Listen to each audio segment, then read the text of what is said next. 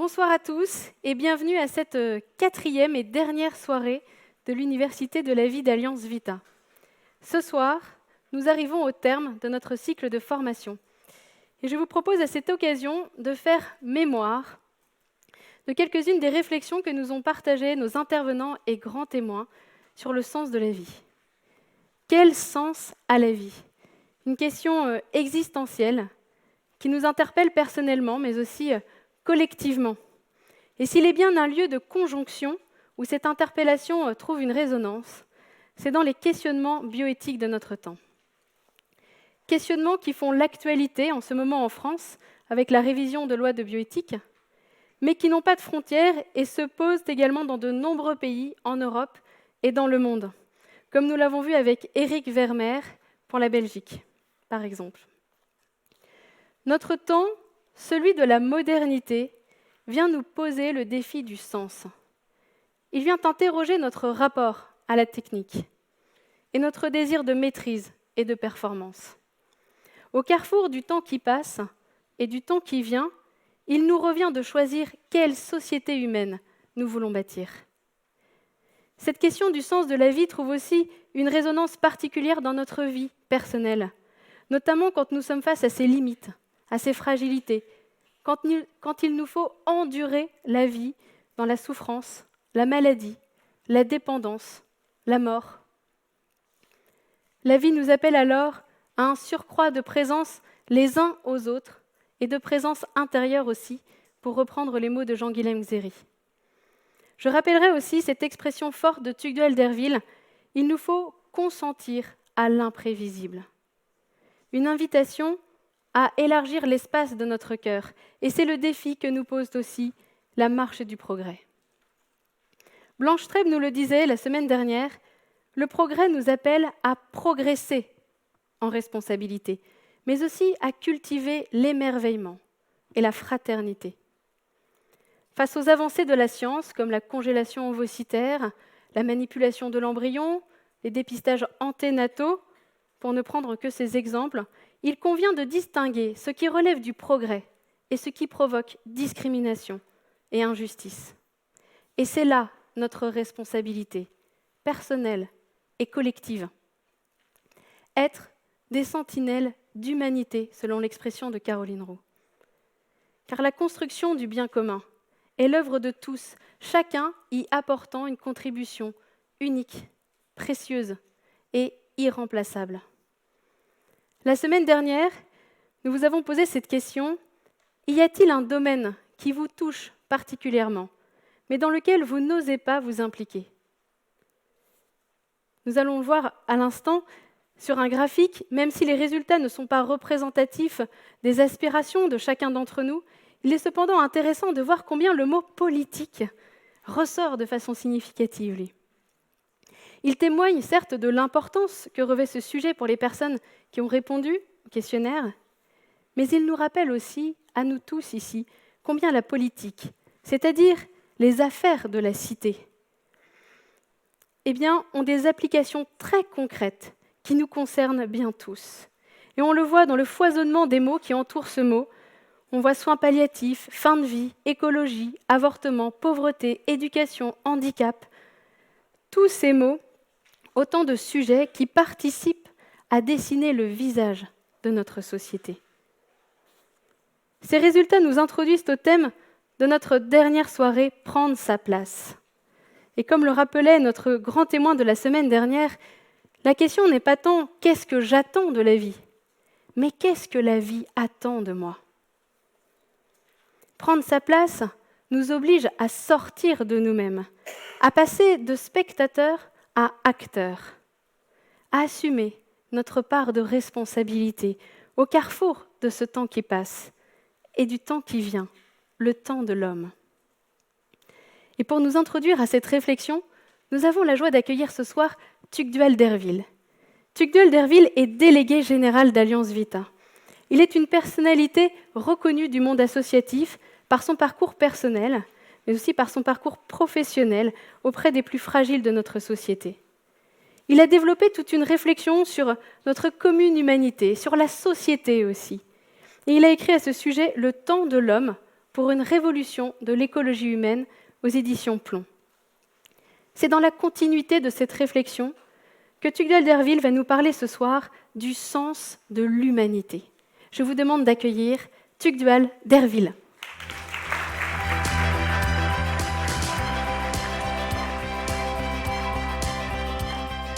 Bonsoir. Je voudrais repartir de ce que nous a explicité Gilles Hériard-Dubreuil lors de la toute première soirée, et ça mériterait d'être d'ailleurs réécouté. Il y a un monde qui passe et il y a un monde qui vient. Dans le monde qui passe, l'homme n'a plus sa place. Dans le monde qui vient, l'homme reprend les rênes de l'histoire. Première partie, ce monde qui passe. Deuxième partie, ce monde qui vient.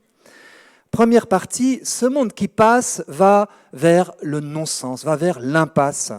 C'est le monde de l'individualisme intégral, c'est-à-dire l'aboutissement de cette modernité qui ronge l'Occident depuis plusieurs siècles et qui a fini par contaminer la planète entière. Je vais vous proposer 5 effets de cet individualisme intégral attestant qu'il ne peut que passer.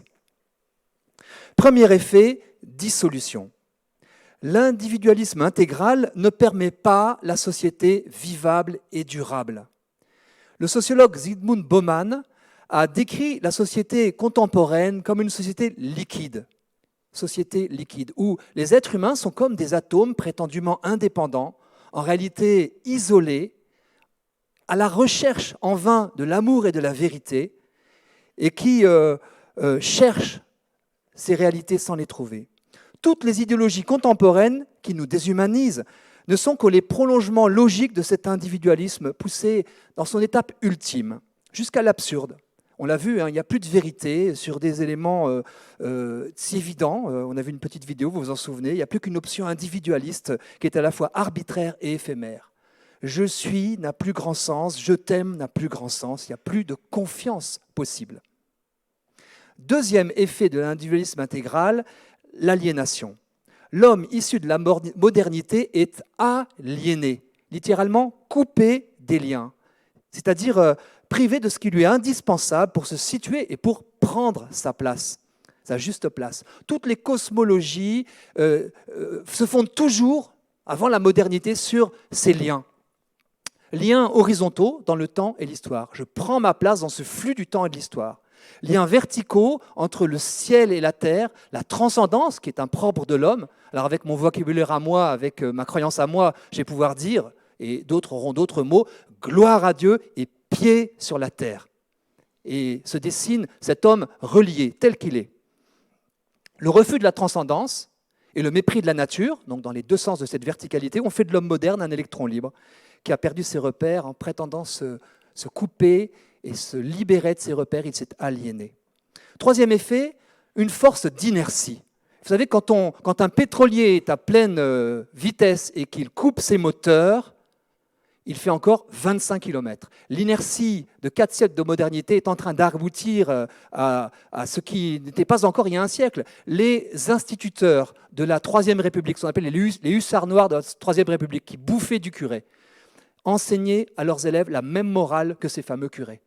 Mais désormais, ce n'est plus le cas. On a rencontré avec Caroline Roux Nicole Belloubet, ministre de la Justice, dans son bureau. Elle nous a raconté qu'elle allait faire des campagnes de promotion du don de sperme. Et j'ai pu lui dire, mais vous allez donc faire la promotion de ce qui est pour moi une injustice fondamentale. Donner des gamètes pour priver l'enfant de son père. Un bien est appelé mal, un mal est appelé bien, et c'est donc l'inertie qui aboutit aujourd'hui à l'absurdité. Inversion des repères anthropologiques. Quatrième effet, confusion. Confusion au pluriel. Il ne faut pas s'étonner, quand on est amputé de la transcendance, on entre dans des confusions sur l'identité même de l'homme. Donc il y a 3 différences qui s'effacent ou qu'on ne sait plus trouver. Différence entre l'homme, l'être humain et l'animal. Différence entre l'être humain et la machine ou le robot. Différence entre le masculin et le féminin. Et le président de la République lui-même, le 26 janvier dernier, il y a 8 jours, interrogé par la présidente des AFC, lui a répondu, je le cite, « Votre problème, c'est de croire que le père est forcément un mâle. » Et vous voyez, on touche ici le point de dissolution de l'écosystème familial. La toute puissance prométhéenne fait qu'on arrive à dire une telle absurdité au plus haut sommet de l'État. Et j'ai envie de reciter ce que Blanche Streb nous avait évoqué, issu du journal d'un curé de campagne de Bernano, cette magnifique citation qui nous fait réfléchir. Mais que vous servirait-il de fabriquer la vie même si vous avez perdu le sens de la vie? Cinquième effet de cet individualisme intégral, l'autodestruction. Ces idéologies qui déshumanisent aboutissent, comme des fruits empoisonnés, à détruire l'être humain. L'idéologie ultralibérale va le traiter comme une variable d'ajustement.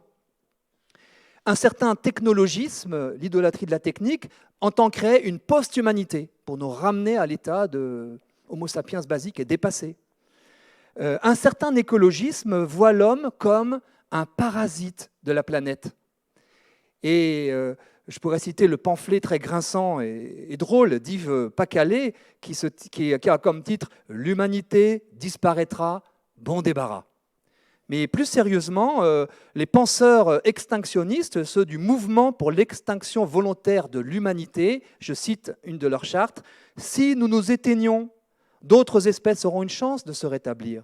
Je ne verrai jamais le jour où il n'y aura pas d'humains sur la planète, mais je peux imaginer quel monde magnifique ce serait, à condition de partir assez tôt. » Fin de citation. Voyez, à les entendre, il n'y aurait tout simplement plus de place pour l'humanité ici-bas.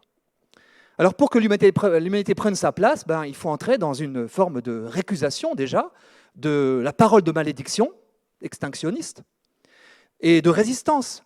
Prendre sa place et se faire résistant. Et nous ne le faisons pas de manière désespérée en espérant retourner à je ne sais quel âge d'or. Ce n'est pas le retour en arrière, mais c'est d'entretenir le feu qui doit ensemencer le monde qui vient. Car l'ancien monde s'en va. L'ancien monde s'en est déjà allé. Et être résistant, ce n'est pas seulement être résistant en lois injustes, ce que nous devons faire, ce que nous faisons pour éviter que ces lois ne fassent de nouvelles victimes. Bien sûr, on le fait. C'est résister à l'intérieur de nous-mêmes, sur le travail de sable de ces idéologies, sur nos propres façons de penser, de travailler, d'agir. Je veux insister sur cet enjeu personnel qui demeure prégnant pour nous tous. Nous décontaminer de l'individualisme et de ses avatars. Nous décontaminer de l'eugénisme qui nous fait croire qu'il y a des vies qui ne valent pas la peine d'être vécues.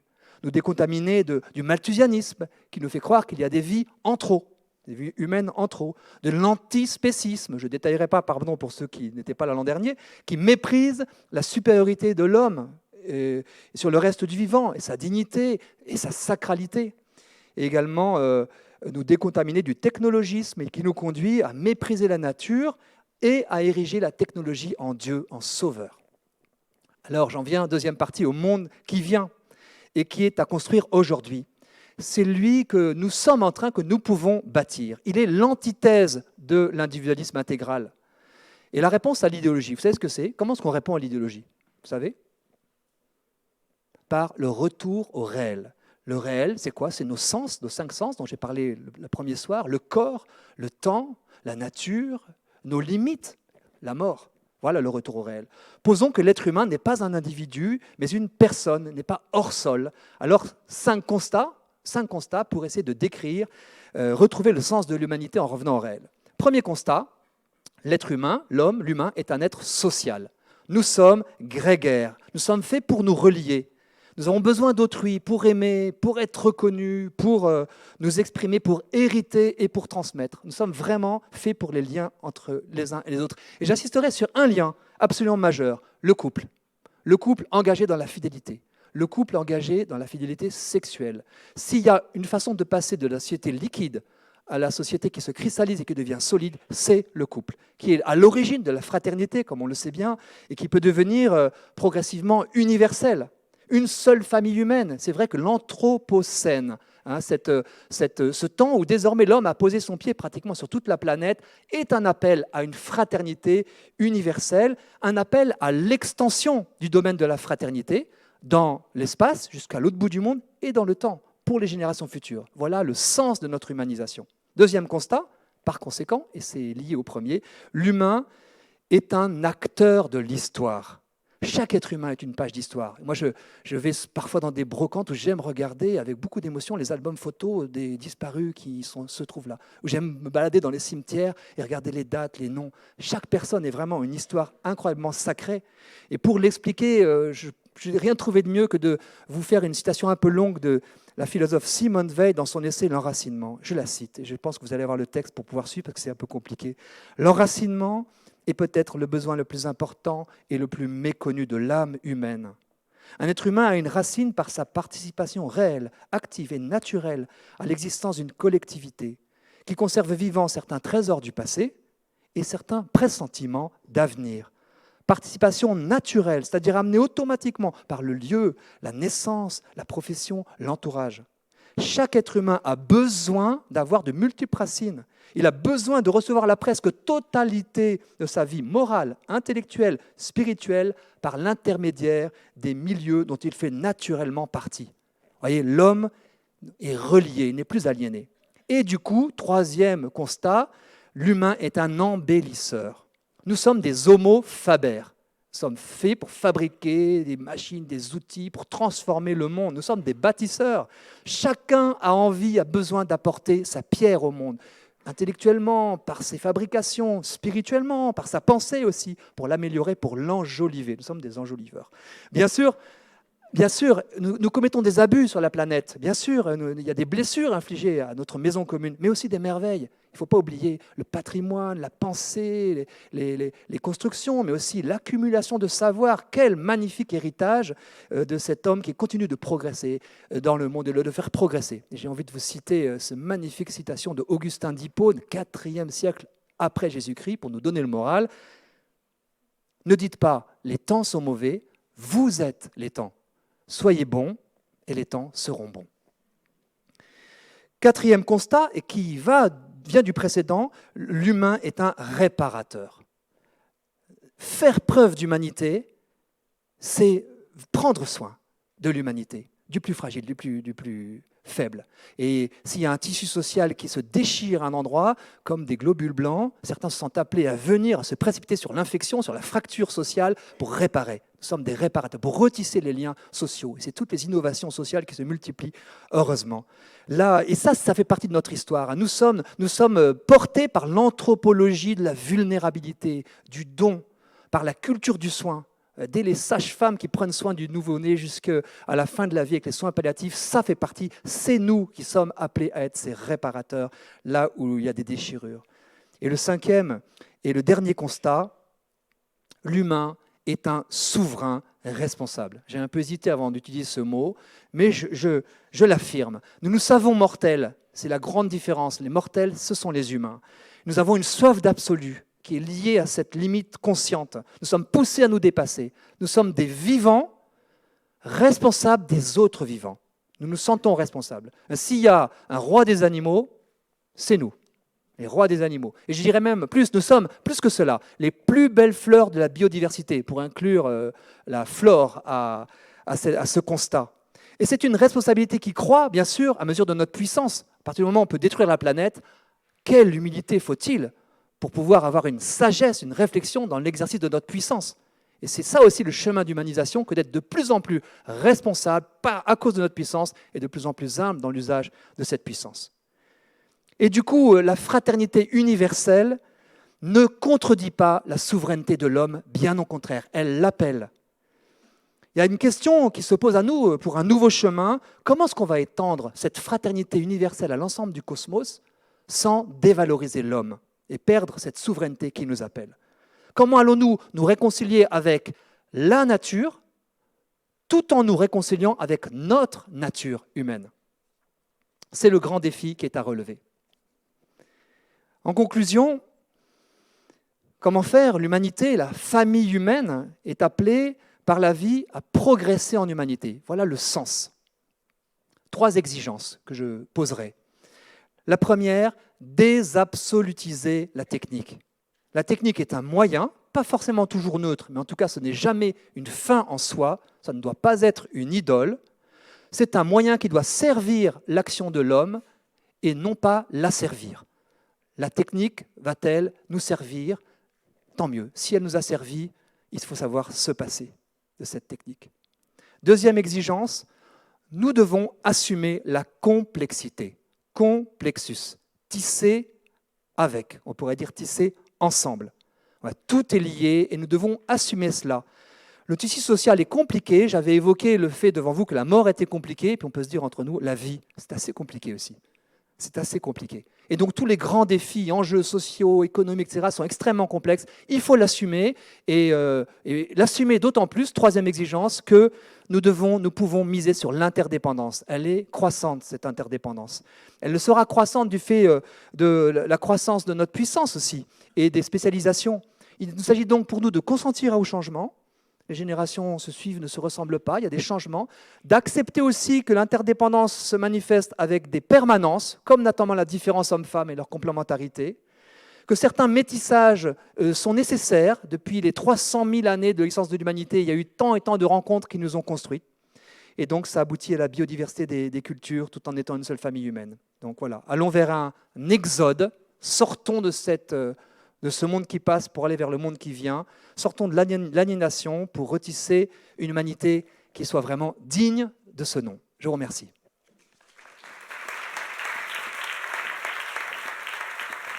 Merci beaucoup, Tugdual Derville. Merci pour cet éclairage sur le sens de l'humanité. Vous nous avez rappelé aussi, lors de votre intervention, cette invitation à opérer un retour au réel et à nous enraciner dans notre temps, ici et maintenant, pour prendre notre place. Mais où est-elle, notre place? Et c'est là l'objet de notre deuxième intervention de ce soir avec François-Xavier Pérez. François-Xavier Pérez est président d'Alliance Vita. Il travaille aussi par ailleurs dans le domaine des ressources humaines. Et son histoire avec Alliance Vita remonte en 2010, où il a rejoint l'association d'abord en tant que volontaire dans une équipe du Tarn-et-Garonne. Puis il a été nommé délégué départemental avant d'être élu président en février 2014. Ce soir, c'est au regard de son expérience personnelle qu'il va nous partager comment la question de notre place se pose. Mais avant de lui laisser la parole, je voudrais prendre un peu le temps de revenir sur la deuxième question qui vous a été adressée la semaine dernière. En un seul mot, quel est selon vous le principal frein à votre implication dans un domaine qui vous touche particulièrement? Ce qui ressort, voilà, à première vue, vous voyez, le temps, le manque de temps, la peur également, et le besoin de formation, voilà, manque de connaissances, manque de compétences. Autour de ces trois items, on voit d'autres mots qui viennent préciser ces freins. Manque de confiance, le courage, l'énergie, l'audace, la volonté, la disponibilité, mais aussi la timidité, l'âge, la crainte, la complexité. Tous ces mots peuvent trouver une résonance chez chacun d'entre nous. Ils disent des choses de nous, du contexte dans lequel se pose cette question. Où est ma place? Je vous demande d'accueillir François-Xavier Pérez.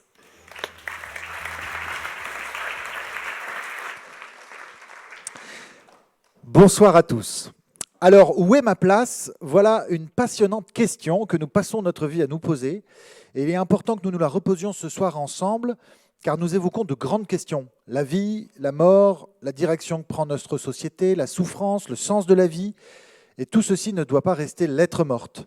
Nous ne sommes pas là uniquement pour un plaisir intellectuel et émotionnel, mais pour bouger, pour ajuster notre place et notre action dans le monde. Dit autrement, le monde a besoin de nous et nous devons prendre notre part, comme l'a dit Caroline Roux la semaine dernière, nous devons y prendre notre place. Alors si je faisais passer mon micro parmi vous, en vous demandant où est votre place, que me répondriez-vous? Certains diraient, ma place est là où je suis utile. D'autres, là où je me sens bien, ou encore auprès de ce que j'aime. D'autres encore, sur cette chaise, sur ce fauteuil, ici et maintenant, ils ne seraient pas les plus mal avisés, nous y reviendrons. Je voudrais, moi, vous inviter à vous poser franchement cette question ce soir, et je vais essayer de donner quelques pistes pour nous aider à y voir plus clair. Je crois que la première question à se poser, c'est quelle est la place, ou quelles sont les places que j'occupe actuellement? Dit autrement, où est-ce que j'en suis? Cela rejoint le thème de notre première soirée, vous vous souvenez, qui était se situer. Alors pour y réfléchir, je vous propose un petit exercice que j'emprunte aux blogueurs Max Mario et Clotilde Dussoulier, les 5 carrefours. Vous le savez, ce que nous sommes aujourd'hui et la place que nous occupons sont le résultat d'événements qui nous sont arrivés, de rencontres que nous avons faites, de paroles qui nous ont été dites, de décisions que nous avons prises, bref, d'influences extérieures et de choix intérieurs. Afin de mieux regarder là où j'en suis et quelle est ma trajectoire, je peux essayer de mener l'enquête en repérant les 5 principaux carrefours de mon histoire personnelle, les moments où ma vie a changé de direction. Ces croisements ont pu être subis ou choisis. Dans mon cas, par exemple, il y a un concours que j'ai raté lorsque j'étais étudiant et qui m'a obligé à changer de voie. Une rencontre décisive aussi ou un engagement fort que j'ai pris. Alors je vous invite à prendre 2 minutes maintenant pour écrire sur vos carnets du participant les 5 principaux carrefours de votre vie et je reprendrai la parole ensuite.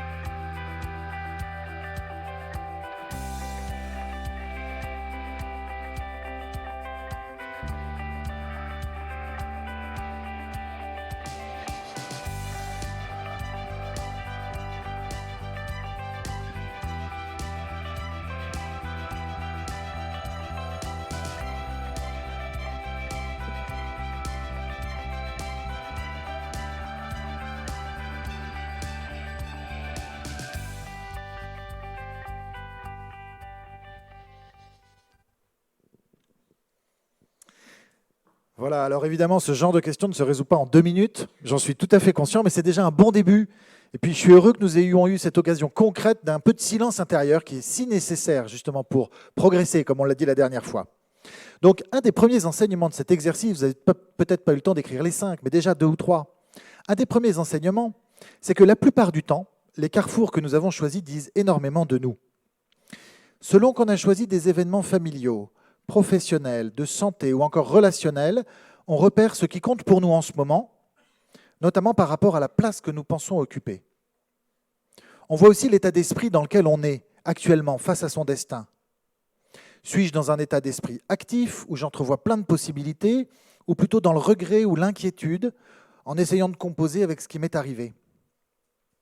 On devine aussi les fois où nous avons décidé de notre place et les fois où il nous a bien fallu faire avec la place qui nous a été donnée. Ou encore, pour rappeler les thèmes de nos soirées 2 et 3, les croisements qu'il a fallu endurer et ceux où nous avons progressé. L'autre dimension très intéressante de cet exercice est de partager ces carrefours avec des proches. Et je vous engage, sur le trajet du retour ou demain matin, comme vous le souhaitez, à discuter, voire à essayer de deviner les carrefours de la personne avec laquelle vous discutez. Il est très possible que vous appreniez des choses inattendues.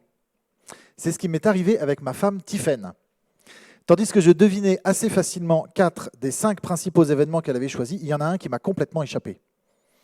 Tiffaine m'a fait comprendre que ce 5e événement avait pourtant été pour elle une souffrance et un gros virage intérieur.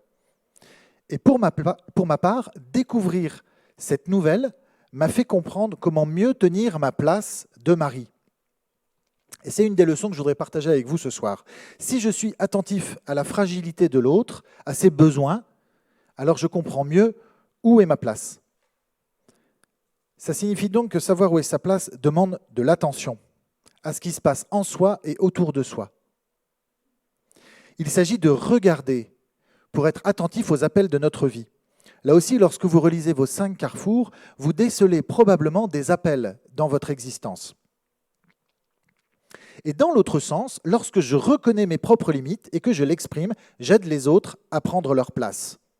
Il y a très peu de temps, je devais organiser dans ma ville, à Nantes, un événement que je n'ai pas réussi à organiser parce que je n'ai pas réussi à dégager le temps qu'il fallait pour y parvenir. J'ai été contraint d'appeler à l'aide. Et la solution a été trouvée. Après coup, quelqu'un m'a fait remarquer que mon appel à l'aide avait permis aux autres de prendre leur place et qu'ils m'en étaient reconnaissants. Cela m'a permis de comprendre que lorsqu'on se croit tout-puissant et invulnérable, il est probable qu'on prenne trop de place et qu'on étouffe les autres. En filigrane, derrière ces éléments, on peut dire aussi que pour se connaître et pour trouver sa place, on a besoin des autres. On a besoin de relations. La seule introspection devient vite stérile. Nécessairement, il nous faut des autres personnes, une autre personne qui va nous dire « je te verrai bien faire ceci » ou alors « j'ai besoin de toi pour faire cela ». Alors un autre point qu'on vient d'évoquer avec Marilyn, ce sont les obstacles. Lorsqu'on se sent appelé à prendre une place ou à la tenir, un certain nombre d'obstacles peuvent apparaître devant nos yeux. Arrêtons-nous un instant sur cette question. Premier obstacle, je ne suis pas assez compétent, je n'y connais pas grand-chose, je ne suis pas assez formé. Alors ça, c'est un obstacle que nous connaissons par cœur à Alliance Vita, car les sujets que nous abordons apparaissent complexes et sensibles. Complexes, de fait, ils le sont, comme nous l'a dit Tugdual, mais du coup, ça peut inquiéter au démarrage. Pourtant, Xavier Mirabel, notre ancien président, a pour habitude de dire « n'attendez pas d'être assez formé pour y aller, sinon vous ne vous engagerez qu'à 95 ans ». Par ailleurs, c'est en entrant dans l'action qu'on se forme. C'est vrai pour les sujets bioéthiques comme pour tous les domaines. Deuxième obstacle, plus redoutable, c'est celui qu'on appelle le tribunal intérieur. Cette voix sournoise qui nous dit « tu n'es pas digne de cette place, tu ne mérites pas cette place » ou encore « prépare-toi à un nouvel échec ». Alors, qu'il y ait un aiguillon qui nous rappelle que nous ne sommes pas parfaits alors que nous occupons d'éminentes responsabilités, comme père de famille par exemple, c'est plutôt vertueux. Quand j'appelle quelqu'un d'Alliance Vita à prendre une responsabilité dans l'association, 2 fois sur 3, il me dit qu'il ne s'en sent pas digne. Parfait, c'est plutôt sain, je lui demande de faire confiance à mon discernement. En revanche, si un événement ou une parole dévalorisante, voire stérilisante, nous a coupé les jambes et nous accuse à chaque instant, il est urgent de le détecter, de prendre le problème à bras-le-corps avant de passer à côté d'une aventure de sa vie. Je connais ainsi une femme de mon entourage à qui le père a toujours affirmé qu'elle chantait faux. Elle se refuse ainsi régulièrement à chanter alors qu'elle chante tout à fait juste et prive les autres et elle-même de sa jolie voix. Le troisième obstacle que nous connaissons tous est la peur, qui se transforme parfois en lâcheté. Il est certain que prendre sa place est risqué, qu'il y a des coups à prendre. Et nous avons tous une tendance à remettre à plus tard ou à invoquer l'indignité dont je parlais à l'instant, mais cette fois-ci de manière fallacieuse. De fait, prendre sa place demande de dépasser ses peurs, donc de faire preuve de courage. Un dernier obstacle qui nous tente tous, en particulier sur les sujets qui nous concernent ici, c'est le fameux « à quoi bon ». À quoi bon agir et prendre sa place puisque nous sommes engagés sur une pente irrémédiablement glissante? Nous ne faisons que combattre en reculant et ce que nous pourrions faire n'est qu'une goutte d'eau dans l'océan. Attendons plutôt que tout s'écroule pour pouvoir reconstruire sur des bases neuves. Vous avez sûrement pensé ce genre de choses ou du moins l'avez-vous entendu autour de vous. Moi, c'est le cas. Alors pour y répondre, je veux citer d'abord l'avertissement d'Albert Einstein qui disait en 1934 « Le monde ne sera pas détruit par ceux qui font le mal, mais par ceux qui les regardent sans rien faire. » C'est la première chose. Il est certain que si on ne fait rien, les choses n'iront pas mieux. Ensuite, le sens de l'histoire n'est jamais certain. Sur les questions bioéthiques, on a pu le voir par exemple au début des années 2000.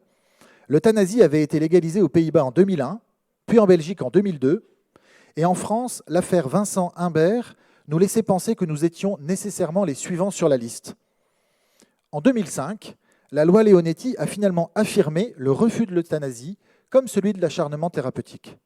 Et nous sommes en 2020, Et malgré les coups de boutoir incessants que nous subissons sur le sujet, la France a résisté à cette bascule fondamentale. Nous ne l'aurions pas forcément parié il y a 15-20 ans. On pourrait dire la même chose du mouvement social de 2012-2013 dont personne n'avait prédit l'ampleur.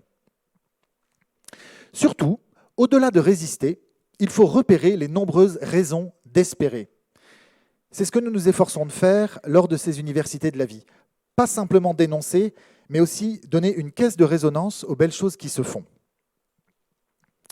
C'est comme ça que l'on se prend à vibrer, qu'on a envie d'y croire. Lorsqu'on entend par exemple Yves Maudre ou Éric Vermeer nous parler de leur expérience lors des soirées précédentes, on comprend que les raisons d'espérer sont plus souvent dans les personnes que dans les systèmes. C'est un des grands enseignements que je tire de mon expérience d'Alliance Vita. Les actualités du 20h ne donnent pas beaucoup d'espoir. En revanche, les rencontres personnelles et les témoignages laissent entrevoir plein de chemins. Je me souviens ainsi avoir entendu une écoutante de SOS Bébé, notre service d'écoute sur les questions de début de vie, qui racontait « Lorsque j'ai commencé à faire de l'écoute, c'était pour sauver des vies. J'ai vite compris que je n'en sauvais aucune et que c'était toujours les mères qui accueillaient la vie. Les forces de vie sont en elles, disait-elle, et l'enjeu est de les faire advenir. » Oui, il y a de vraies raisons d'espérer, dans la mesure où on accepte de se confronter au réel et de rencontrer les personnes. Ça implique que chacun prenne sa place auprès de chacun, là où il se trouve, selon le mode qui lui convient. C'est ainsi qu'on bâtit le monde qui vient ou qu'on fait émerger un monde aimable, comme l'a si bien dit Gilles Herriard-Dubreuil lors de la première soirée. Pour conclure, j'aimerais souligner 2 idées.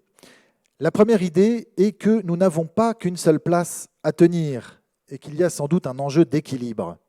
Nous avons tous plein de rôles, au sein de nos familles, dans notre milieu professionnel, à travers nos engagements ou nos loisirs. Et parfois, prendre sa place signifie en faire moins. Comme dans l'exemple donné par Laure Lallemand au sujet de ce couple qui allégeait son emploi du temps pour mieux s'occuper de sa fille. Prendre sa place peut être aussi simplement être à ce qu'on fait, ici et maintenant, disponible et attentif à chaque rencontre. La seconde idée est que prendre sa place ne veut pas nécessairement dire être utile. Un des exemples racontés par Éric Vermeer lors de la 2e soirée exprimait cela.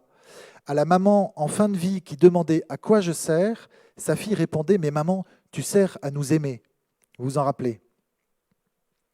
Prendre sa place n'est pas simplement choisir le rouage qu'on souhaite être dans la grande machine de l'histoire ou du monde. C'est bien plus riche que ça.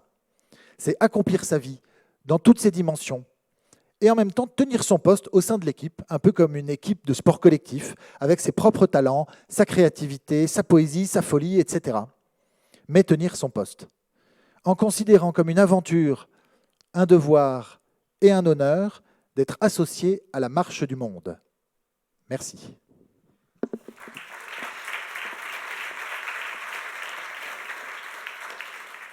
Merci beaucoup François-Xavier pour cet appel à bâtir ensemble le monde de demain avec la diversité des talents de chacun. C'est le moment maintenant de notre décodeur. Ce soir, il va s'intéresser à la façon dont Alliance Vita prend sa place dans son temps, dans la société qui est la nôtre. Et c'est Caroline Roux, déléguée générale adjointe d'Alliance Vita, qui va nous en parler. Après une carrière au sein de Microsoft, Caroline Roux a décidé de s'engager sur les sujets de bioéthique et de rejoindre Alliance Vita. Depuis 20 ans, elle a consacré sa vie à ces enjeux de société. Elle a contribué au fil des années à ce qu'Alliance Vita prenne sa place pour apporter des réponses aux questions bioéthiques de notre temps. Elle a accompagné le lancement des services d'écoute et leur déploiement. Elle intervient dans les médias auprès des politiques. Directrice de Vita International, elle développe aujourd'hui des partenariats en Europe et dans le monde sur ces enjeux bioéthiques. Ce soir, Caroline Roux va décrypter comment, à travers les actions menées, Alliance Vita a su prendre sa place auprès des personnes confrontées aux épreuves de la vie, mais aussi prendre sa place dans le débat bioéthique pour défendre et protéger la dignité humaine. Je vous demande d'accueillir Caroline Roux.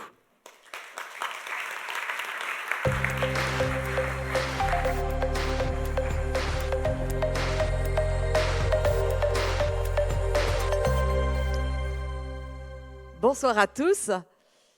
Pour bien comprendre le développement d'Alliance Vita, il est nécessaire de situer le contexte qui a suscité sa fondation. Alliance Vita est née au moment des premières lois de bioéthique en France, fin 93, pour engager les citoyens à se saisir des questions de bioéthique parce que ça les impacte directement.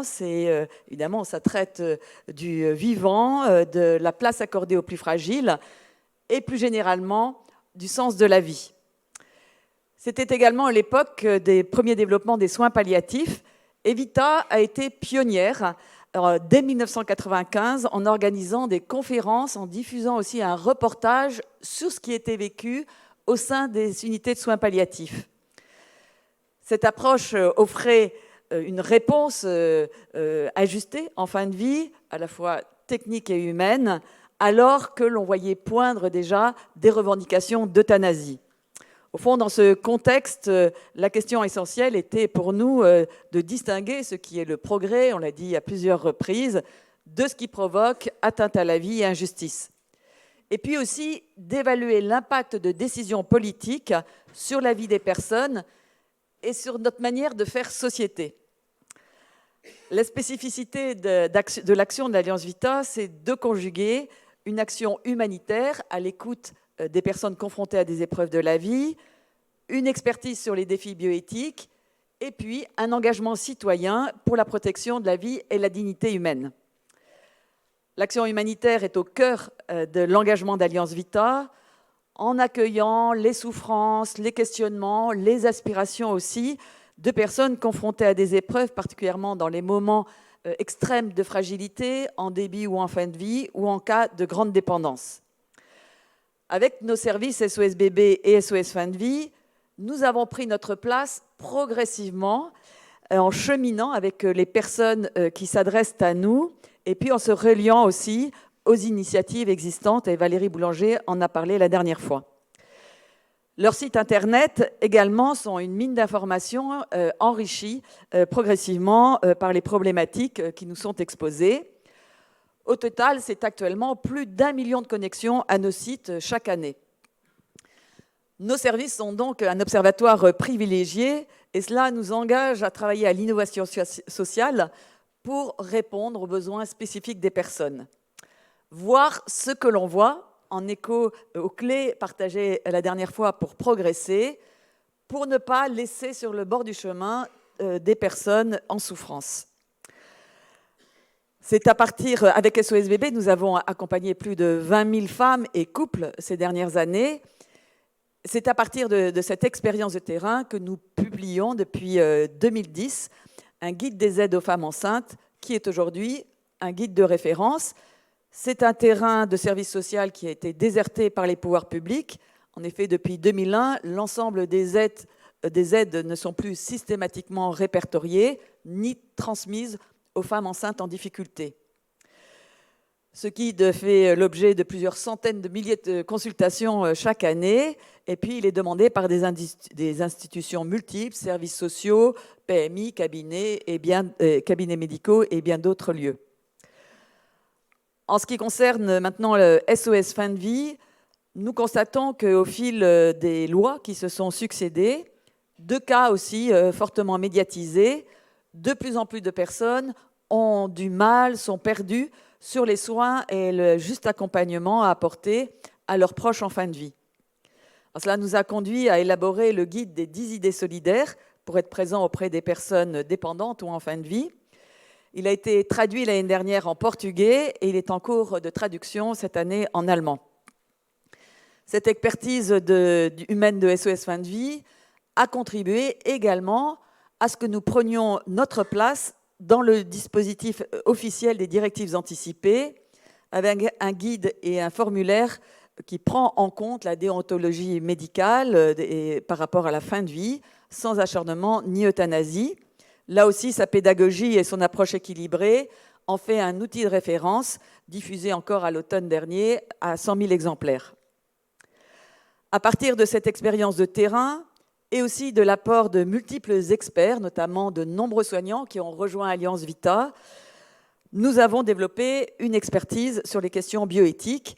Et c'est le deuxième pilier du développement d'Alliance Vita, nous œuvrons à notre place à résoudre les problèmes inédits posés au sujet de la vie humaine en étant force de proposition, en étant aussi lanceur d'alerte face à des postures idéologiques ou mercantiles qui s'éloignent de progrès en humanité.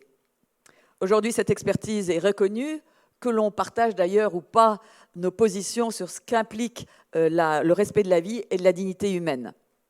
Rien que ces 2 dernières années, nous avons été auditionnés, c'est-à-dire entendus dans le cadre de consultations officielles par des instances multiples, Académie de médecine, Conseil d'État, Comité consultatif national d'éthique, Commission bioéthique du Sénat, plusieurs fois aussi à l'Assemblée nationale sur les questions de bioéthique, mais aussi de fin de vie, et même par le président de la République, Emmanuel Macron, au cours d'une soirée spéciale bioéthique au Palais de l'Élysée, à laquelle notre délégué général, Tugdual Derville, a été invité à intervenir.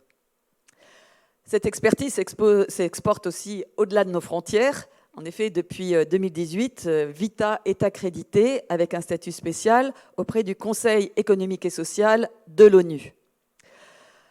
En ce qui concerne la loi de bioéthique qui nous occupe tant en France, nous avons été, je crois, de véritables pourvoyeurs d'expertise pour les parlementaires.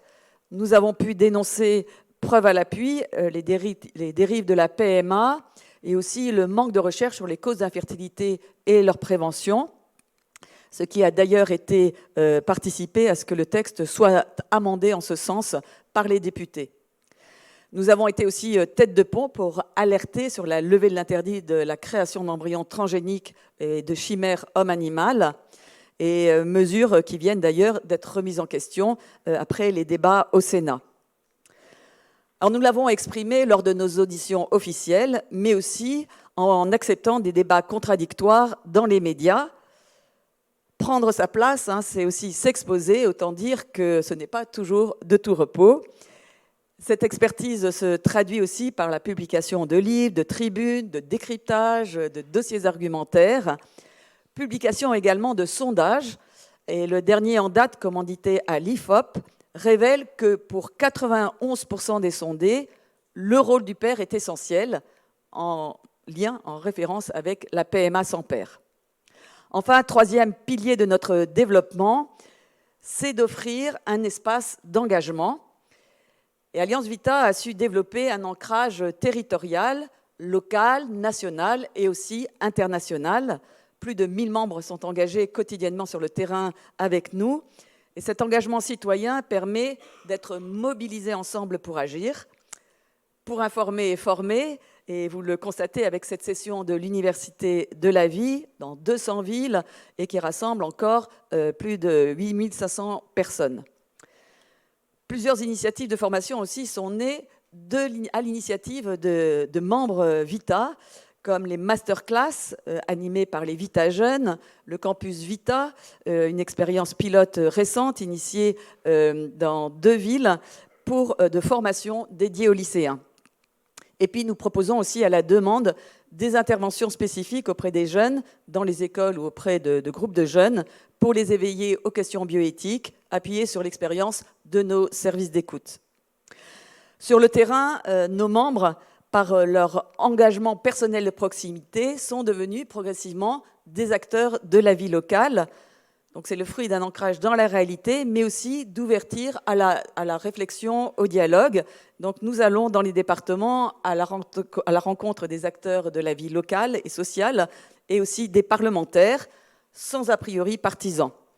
C'est ainsi que ces 2 derniers mois, avec nos équipes, nous avons rencontré près de 100 sénateurs, et depuis la nouvelle législature, près d'un tiers des députés. Cet engagement de terrain se traduit également par le témoignage, la sensibilisation, par différents modes de communication dans l'espace public. Nous essayons de le faire de manière visuelle, créative, pour faire saisir ces enjeux.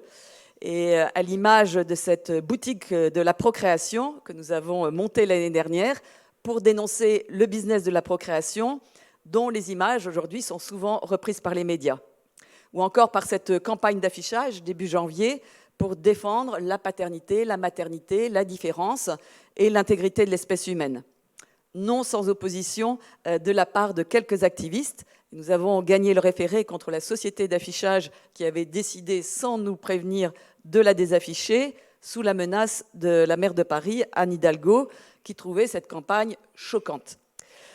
Comme quoi, les postures idéologiques peuvent être violentes face à un message loin de porter atteinte à l'ordre public. Il ne s'agit pas de se laisser intimider ni de céder aux menaces. Et nous avons d'ailleurs eu le soutien public de diverses personnalités de tous bords. Grâce à l'engagement de nos membres, nous osons aussi la rencontre avec les Français sur les sujets sensibles. Il y a quelques mois, nous avons conduit une campagne sur la prévention de l'avortement dans plusieurs villes. Au total, c'est 3600 hommes qui ont été rencontrés dans la rue par les femmes d'Alliance Vita pour les sensibiliser sur les questions autour de la maternité et donc de l'avortement. En effet, nous savons par notre expérience à SOS Bébé que les hommes jouent un rôle majeur dans l'avortement de leur compagne et que la prévention de l'IVG doit passer aussi par eux. Et cela a occasionné des surprises, d'ailleurs, de leur part, mais aussi de belles rencontres, beaucoup de confidences et aussi des prises de conscience. Autre initiative, celle de promouvoir la solidarité intergénérationnelle, bel engagement des équipes des Vita Jeunes, qui, pendant l'été, vont à la rencontre des personnes âgées dans les EHPAD, et puis sur les plages, sensibiliser les vacanciers sur la solitude croissante de nos aînés, et sur la nécessité de cultiver des relations attentionnées entre générations. Ils reçoivent un très bon accueil d'ailleurs, sont encouragés par le public. Je dois dire qu'ils nous ont scotchés, et ça, c'est la fougue de la jeunesse. Cette initiative a été un beau tremplin d'ailleurs pour des jeunes de Vita qui sont intervenus au Parlement européen l'année dernière pour animer des ateliers sur la solidarité intergénérationnelle. Alors dire que c'est facile, ce serait mentir. Nous endurons, oui, et nous progressons aussi. Et je crois que l'expérience que nous faisons avec tous nos membres, c'est de nous dépasser pour une cause essentielle qui nous concerne tous. Et c'est ainsi que nous devenons des acteurs de la société. Enfin, avec le développement de Vita International, nous avons expérimenté ces dernières années une réelle fraternité qui nous lie avec d'autres mouvements, non seulement en France, mais aussi en Europe et dans le monde. Vita est membre fondateur d'une coordination No Maternity Traffic, engagée contre la GPA au niveau international. Et nous avons activement participé au rejet d'un texte au Conseil de l'Europe qui entendait valider cette pratique comme éthique.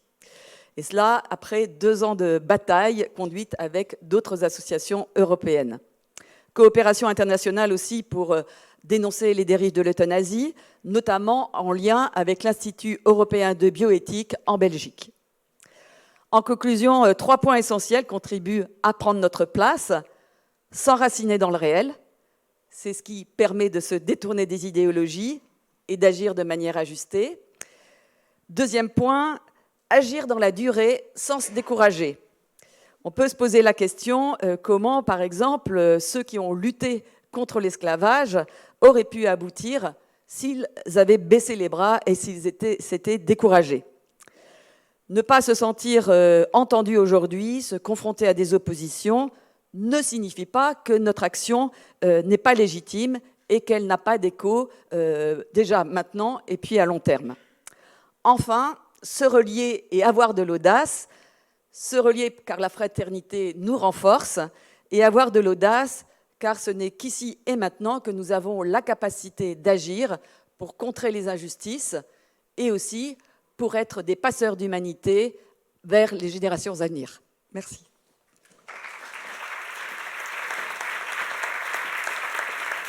Merci beaucoup, Caroline Roux. Je rappelle que vous êtes co-auteur du livre « S'engager pour une culture de vie » aux éditions Parole et Silence. À présent, après ces 3 interventions de ce soir, je vous propose un petit temps de pause, un temps de réflexion personnelle, avec cette question, faire mémoire d'un moment dans votre vie où vous vous êtes senti à votre place ou d'un moment où vous avez pris votre place. Je vous laisse 2 minutes.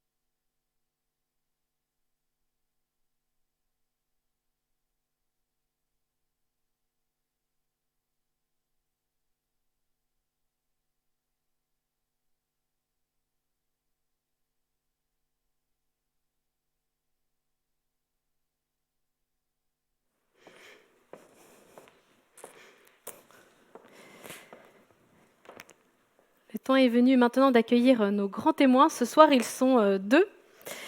Ils sont fondateurs d'une association qui vient en aide aux familles. Je vous demande d'accueillir Frédéric et Thierry Véron-Lacroix.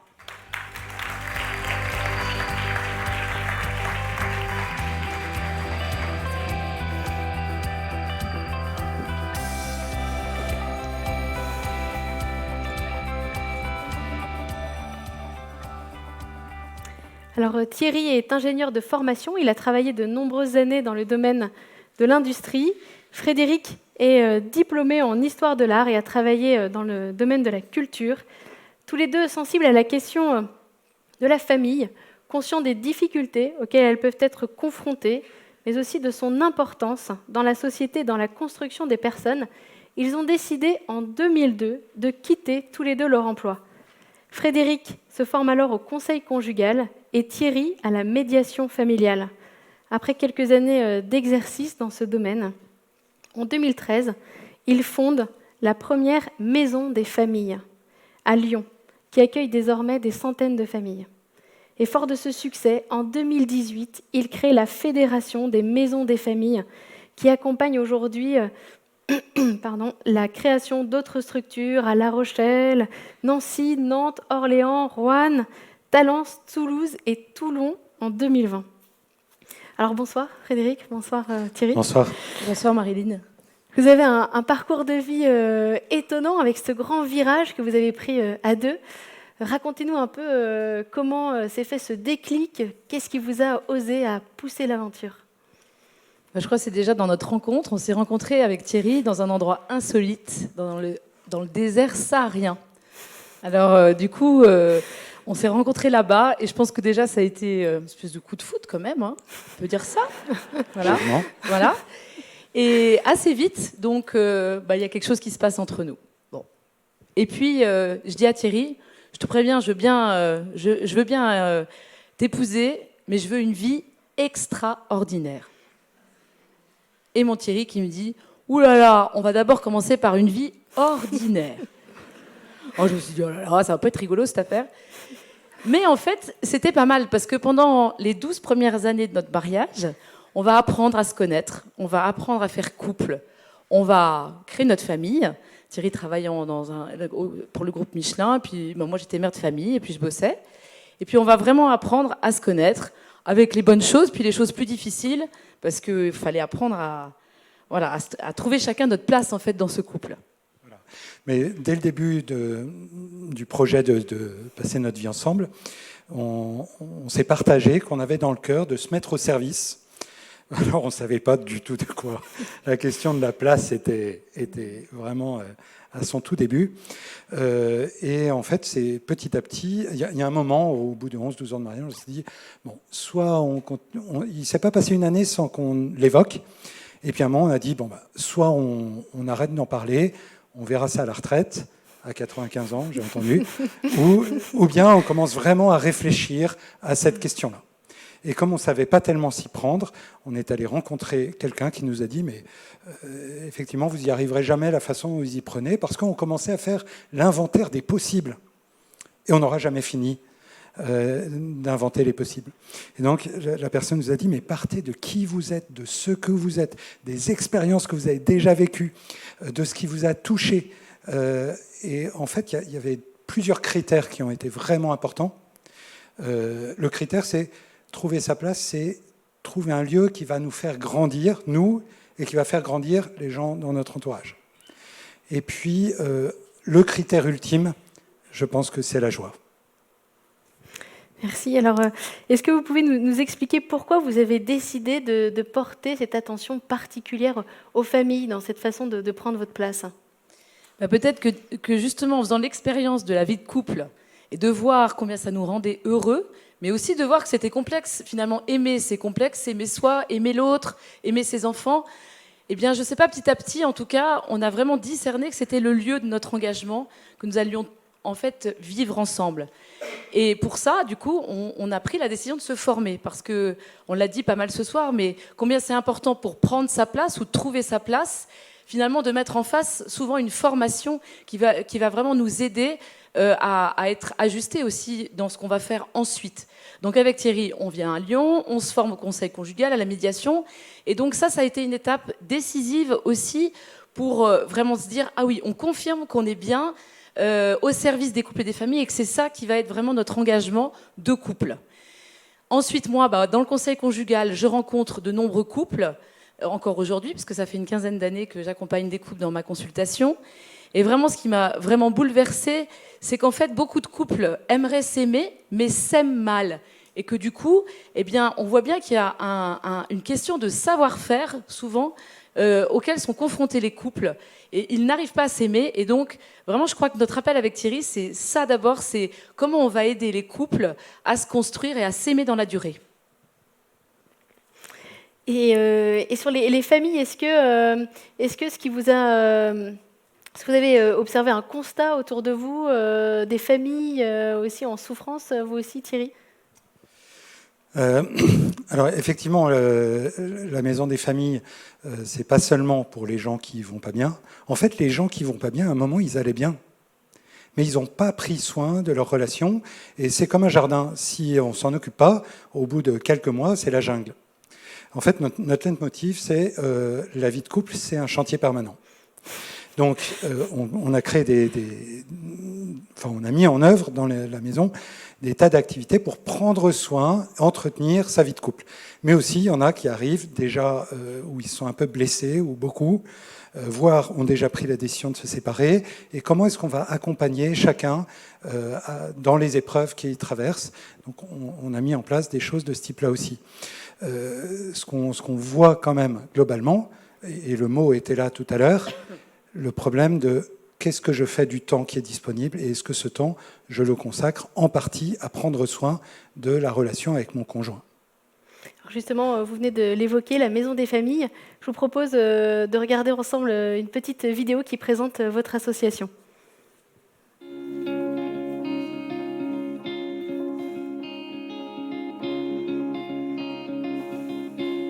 Quel est le secret d'une vie heureuse ? C'est de développer des relations fortes avec sa famille, ses amis, son conjoint et ses enfants. La Maison des familles vous accompagne à chaque étape de votre vie pour construire des relations de qualité avec vos plus proches. On en a entendu parler avant par des amis et on s'est dit pourquoi pas essayer une première fois. Et après, voilà, on a recommencé. Et en fait, ça aide aussi à comprendre l'autre, à se mettre sur sa longueur d'onde à des moments où finalement, sinon, on trace notre route du bonheur séparée si on ne se dit pas comment on va être heureux ensemble en fait. On a demandé l'accompagnement d'un conseiller conjugal il y a 3 ans, 3-4 ans, parce qu'à l'époque, on venait d'avoir un enfant, notre premier enfant, et ce changement de statut des parents nous a vraiment perturbés, on n'arrivait plus à communiquer, on en arrivait presque à se détester. On pense des choses, l'autre pense autre chose, et il n'y a pas la communication. Là, ça a été vraiment la personne qui nous a aidés à nous comprendre et à avancer.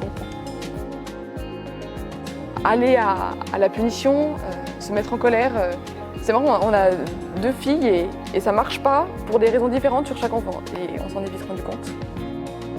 Les ateliers Faber et Maslich permettent vraiment de trouver le positionnement juste entre la bienveillance, l'attention à chaque enfant, à ses besoins, et puis en même temps donner le cadre et les règles qui vont permettre de transmettre les valeurs qu'on a envie de transmettre à nos enfants, et également une structure suffisamment solide pour qu'ils s'épanouissent, qu'ils grandissent.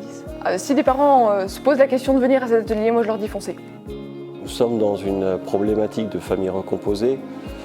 Pour ma fille d'abord, ça a été le fait d'être avec d'autres enfants et ça a permis tout de suite d'établir des liens beaucoup plus naturels, beaucoup plus chaleureux. Les personnes qui encadraient ce stage ont abordé en fait ces ateliers de façon ludique et créative.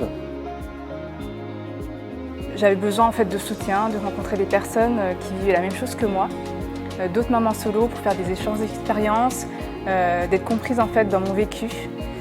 Et leur groupe en fait de mamans solo est encadré par une psychologue et une infirmière. Et pour moi, c'était très important d'avoir ce cadre sécurisant et structuré pour pouvoir un peu me livrer parce que ce que je vivais c'était hyper difficile. Et donc j'ai pris contact avec la Maison des Familles pour accepter et mieux vivre en fait mon rôle de maman solo.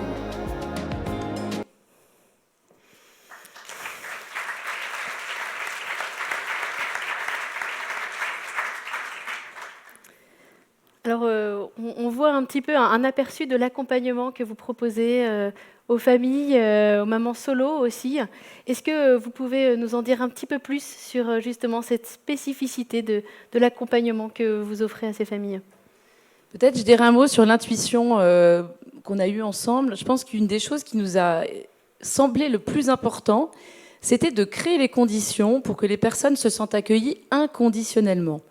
Souvent, quand on n'est pas bien, on se dit « oh là là, va falloir que j'aille voir un psy ».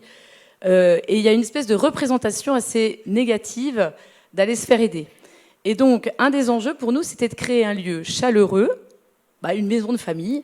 D'ailleurs, il y a un resto tenu par les apprentis d'Auteuil, il y a des jolis canapés, il y a une petite salle de jeu pour les enfants. Donc on a essayé de faire en sorte que quand les gens arrivent dans la maison, déjà, ils ne sont pas bien, mais ils savent qu'ils vont être dans une maison qui va les accueillir, qu'il y aura une âme et qu'il y aura des gens qui seront là pour eux. Ça, je crois que c'est une des intuitions qui permet de dédramatiser, au fond, cette question de l'aide aux couples et aux familles. Voilà. En fait, on n'accueille pas un dossier ou une problématique, on accueille une personne avec tout ce qu'elle est et tout ce qu'elle porte en elle. Et je crois que c'est quelque chose qui est passé grâce à toutes les équipes qui travaillent à ça, ce qui fait que voilà, ça s'est démultiplié. Mais au-delà d'accueillir des personnes, d'ouvrir des maisons, vraiment notre perspective, notre vision, c'est de transformer les mentalités.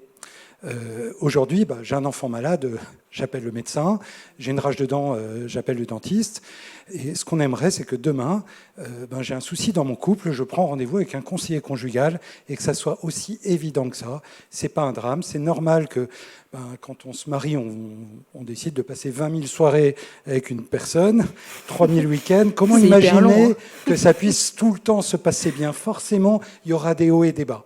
Et quand on a des bas, c'est bien de se faire aider. On l'a dit tout à l'heure, se tourner vers d'autres pour se faire aider, c'est quand même une clé importante pour avancer dans la vie avec assurance.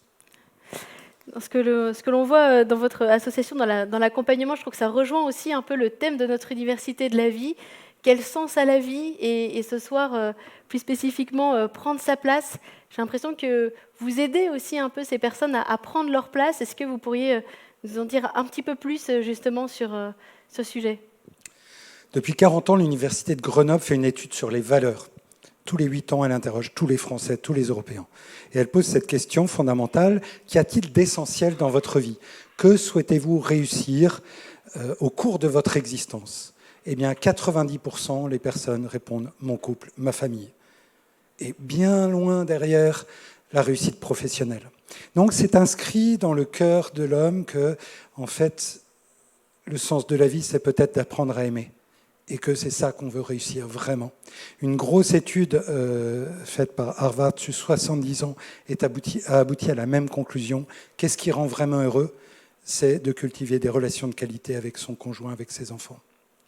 Donc ça, c'est vraiment cette question-là.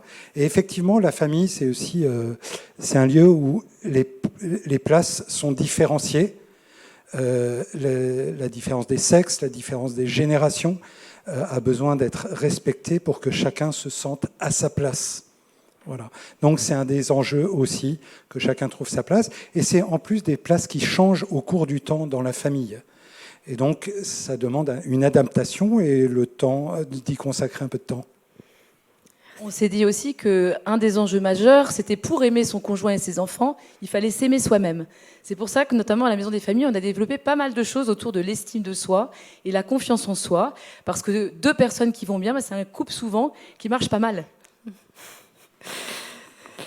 Alors peut-être pour conclure cet entretien, est-ce que vous auriez chacun un conseil de vie à nous offrir là ce soir? Moi, je dirais que ce que je vois dans les entretiens, le combat principal des personnes qui viennent me voir, notamment les couples, on l'a déjà dit tout à l'heure, c'est pour ça que ça fait vraiment écho, c'est la question du temps. Qu'est-ce que je fais de mon temps et comment, en fait, je discerne quelles sont les priorités que je veux avoir dans ma vie. Choisir, c'est renoncer, on ne peut pas tout tenir. Je pense qu'on est dans une société hyper dans la toute-puissance où j'aimerais bien tout faire, tout bien. Eh bien, ce n'est pas possible. Et donc, il me semble que moi, j'aime mieux que prendre sa place, c'est trouver sa place. J'aime mieux ce mot-là. Il me semble que ça demande un peu de distance, un peu de temps donné pour ça, et que ça ne nous est pas donné comme ça. Donc moi, si j'avais juste une chose à dire, c'est pour trouver sa place, eh ben, prenons le temps nécessaire pour cela, et puis surtout, prenons du temps juste pour être ensemble gratuitement, en famille, en couple, et aussi pour soi-même. Je reprendrai juste la baseline de la Maison des Familles. Et si vous preniez du temps pour vous, votre couple, votre famille. Merci beaucoup, Frédéric et Thierry.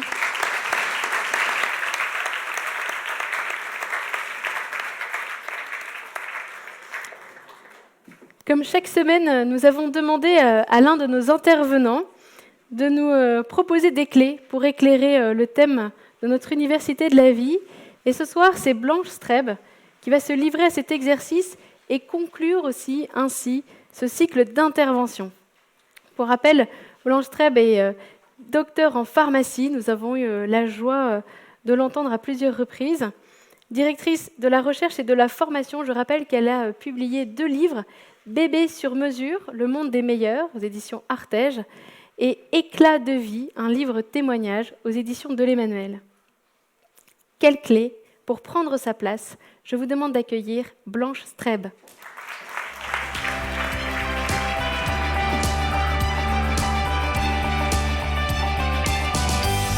Prendre sa place. Je crois que prendre sa place, on le fait tous les jours, quand on monte dans le bus, quand on monte dans le métro. Voilà, il y a des places qu'on garde, il y a des places qu'on va laisser à d'autres qui en ont plus besoin que nous.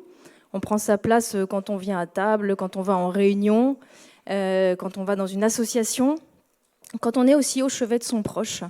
Voilà, et je crois que toutes ces places que nous prenons au quotidien, elles disent beaucoup de qui on est. Notre mission, elle se réalise par toutes ces places qu'on prend, ces places qu'on laisse. Et cette mission, elle se révèle petit à petit, elle se creuse doucement au travers de notre vie. Je crois que la réponse à cette question « Quel sens à la vie ?»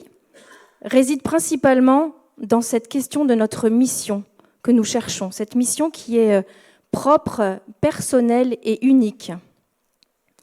Alors, est-ce qu'on peut identifier des clés pour une mission si elle est personnelle et unique, et si en plus elle se révèle surtout quand on prend de la distance, comme une mosaïque?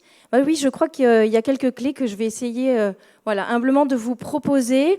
Elles sont assez liées les unes aux autres, elles sont un peu sur un même porte-clés.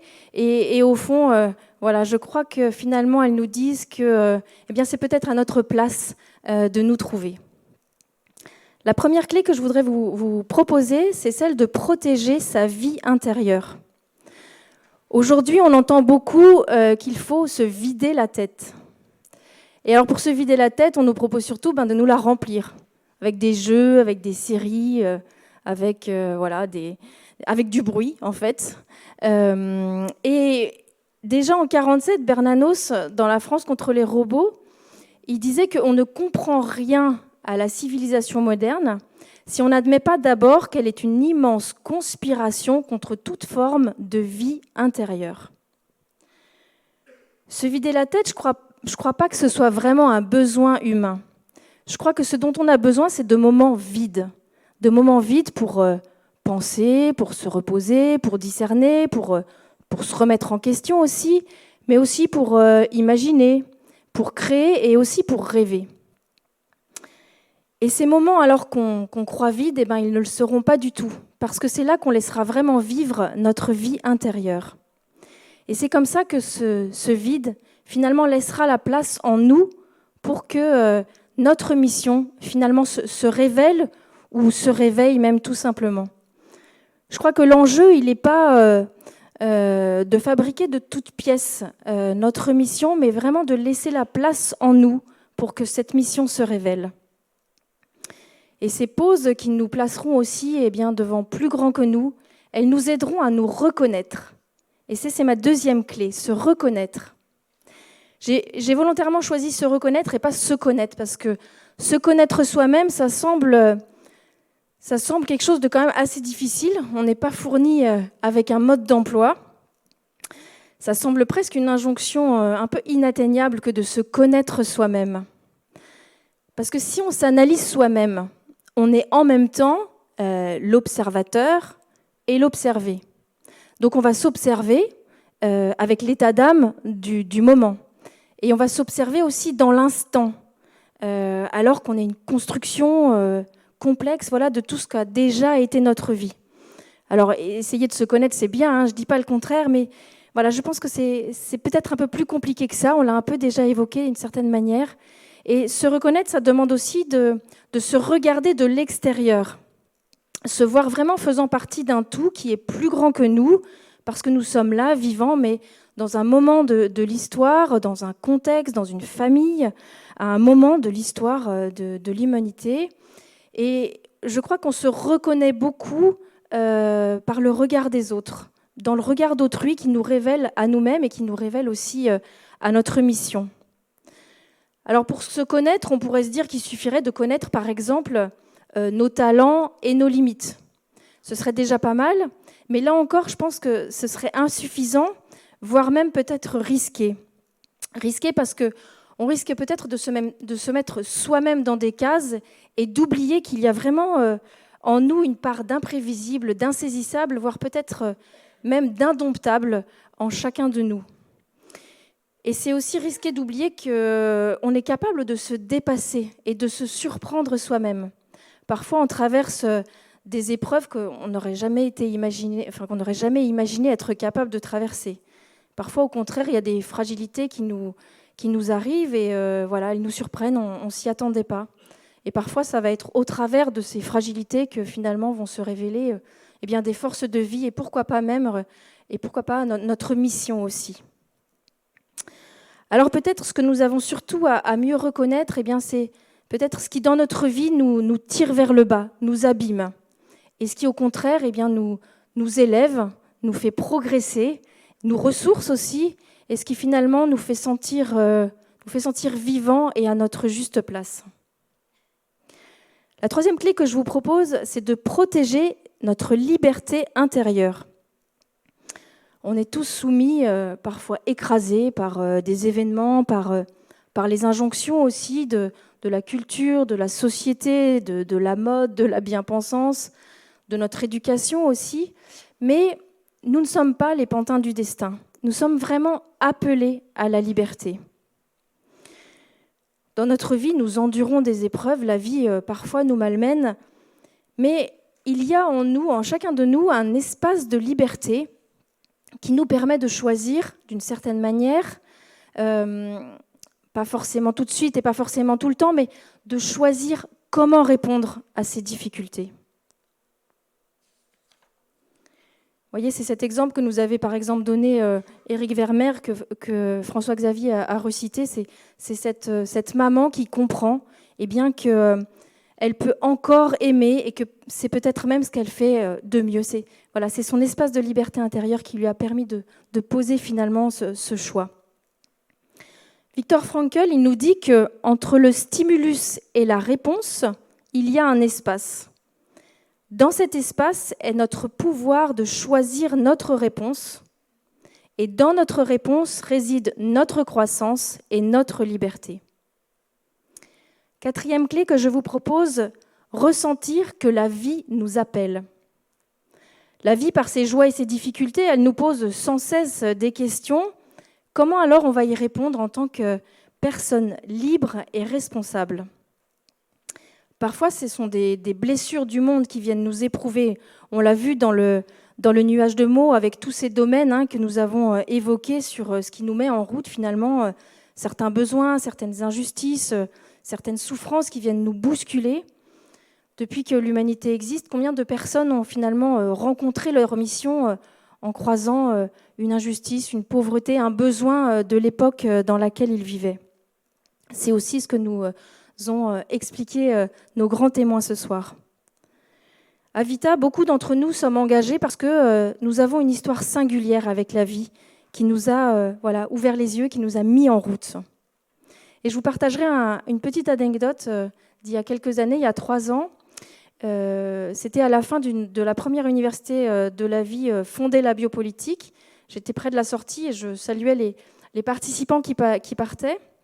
Et j'ai vu une femme qui pleurait. Alors du coup, j'ai été un peu saisie et je suis allée lui parler. Je lui ai demandé pourquoi elle pleurait.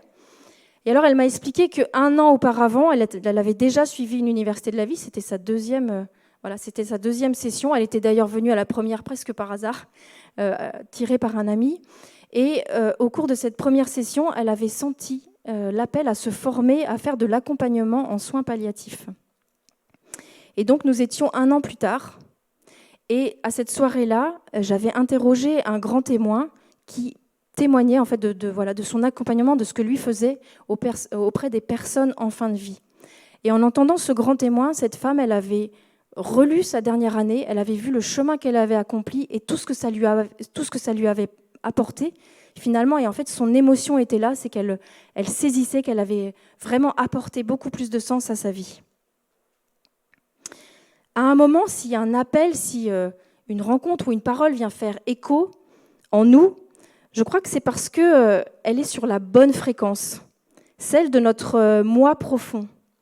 Elle entre un peu en résonance avec ce qui je suis, même si on peut être vraiment le premier surpris par ça, parce qu'on s'attendait à tout sauf à ça.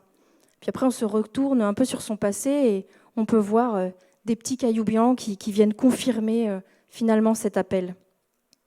Je crois que la vie nous appelle, alors vraiment, sachons prêter l'oreille à ces appels qui font de nos errances un chemin. 5e clé, se donner pour s'accomplir. Je crois que la mission qui s'accomplit souvent en nous, elle a un lien avec le don de soi. Et on n'aura pas la réponse à cette question qu'on s'est tous posée sur nos carrefours, et plutôt non, sur la question on s'est posée quand est-ce que je me suis sentie à ma place. Mais je suis sûre que pour beaucoup d'entre nous, c'était un moment où on a donné quelque chose, du temps, de l'amour, où on a créé quelque chose.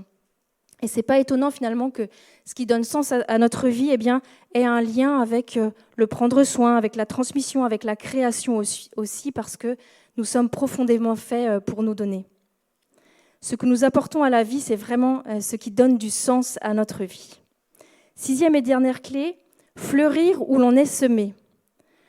Prendre notre place, c'est peut-être aussi simple que cela, fleurir où l'on est semé. Sans chercher à être quelqu'un d'autre, mais agir avec ce que l'on est, là où on est planté, avec nos multiples enracinements et avec l'aide de tout notre environnement, au travers en particulier de nos devoirs d'État. Mais au contraire des fleurs, pour nous, porter du fruit exige une décision intérieure et aussi des efforts. Enfin, je voudrais dire que la mission, elle n'est pas forcément une révolution. Elle peut être invisible. Dans l'humble discrétion de la fidélité et du service quotidien, elle peut aussi être une disposition du cœur qu'on rechoisit chaque matin. Quel sens à la vie ? Voilà une question, je crois qu'on n'a pas fini de creuser. En tout cas, dans nos alertes bioéthiques, je vois une forme de témoignage à cette bonne nouvelle de la vie dont je crois le sens probablement nous dépassera toujours. On sait par exemple comment une plante fleurit, mais on ne sait pas vraiment pourquoi.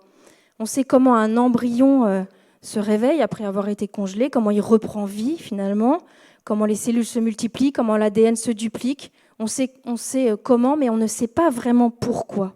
On ne sait pas vraiment pourquoi la vie. Ça gardera toujours, je crois, un mystère, mais c'est peut-être pas grave finalement. Je voudrais finir sur une bonne nouvelle, avec une belle citation de François Cheng, qui nous dit que la beauté, c'est un signe par lequel la création nous signifie que la vie a du sens. Cette bonne nouvelle, au travers de cette belle citation, c'est qu'on est tous capables d'émerveillement. Et vraiment, je nous invite à le cultiver parce que, si parfois ce sens de la vie il est difficile à comprendre, en tout cas, nous pouvons toujours le contempler et l'accueillir. Alors, je vous envoie sur cette question. Et si c'était la vie, le sens ? Je vous remercie.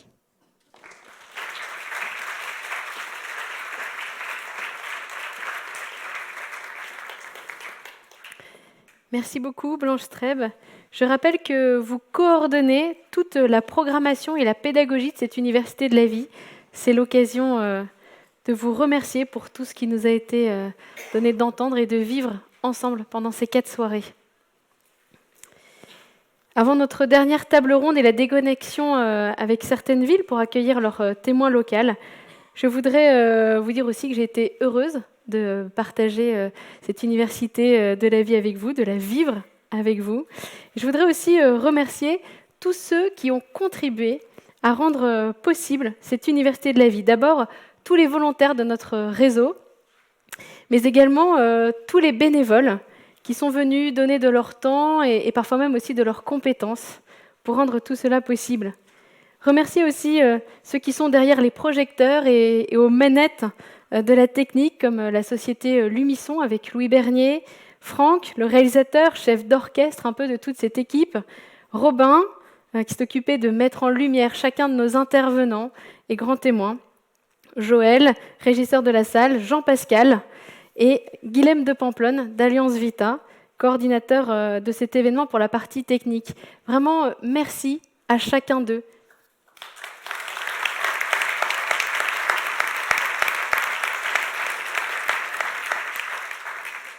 J'ai encore quelques petites informations à vous partager.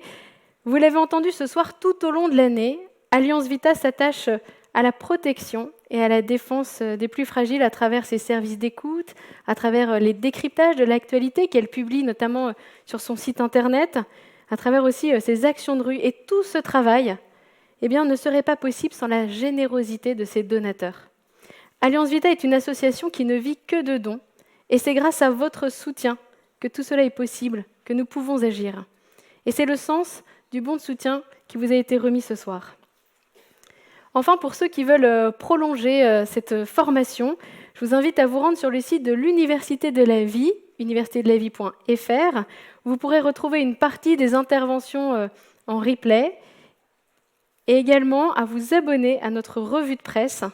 C'est une revue de presse hebdomadaire dans laquelle chaque semaine, Alliance Vita analyse et décrypte l'actualité bioéthique. Voilà, je vais laisser à présent la table ronde s'installer et je vous souhaite une bonne fin de soirée à ceux qui nous quittent.